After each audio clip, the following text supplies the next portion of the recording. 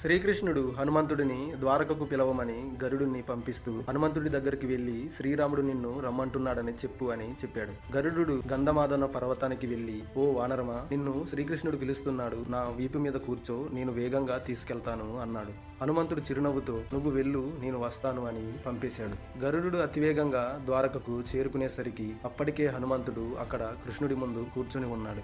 అతన్ని చూసేసరికి గరుడునికి తన వేగం మీద ఉన్న అహంకారం ఒక్కసారిగా తగ్గిపోయింది. హనుమంతుడు లోపలికి వస్తుంటే సుదర్శన చక్రం ద్వారం వద్ద అడ్డుకుంది. హనుమంతుడు దాన్ని ఒక ఆట వస్తువులా పట్టుకొని తన నోట్లో దాచుకున్నాడు. లోపల సత్యభామ సీతమ్మ వారిలా అలంకరించుకొని కూర్చుంది. కానీ హనుమంతుడు ఆమెను చూడగానే శ్రీకృష్ణుడితో ఇలా అన్నాడు, ప్రభు, నువ్వు శ్రీరాముడివి సరే, కానీ ఈ దాసి ఎవరు, సీతమ్మ వారు ఎక్కడున్నారు అని. ఆ మాటతో సత్యభామకు తన అందం మీద ఉన్న గర్వం పోయింది. చివరిగా నోట్లో ఉన్న సుదర్శన చక్రాన్ని కృష్ణుడు అడగ్గా హనుమంతుడు బయటకు తీసి ఇచ్చాడు. దీంతో సుదర్శన చక్రానికి కూడా బుద్ధి వచ్చింది.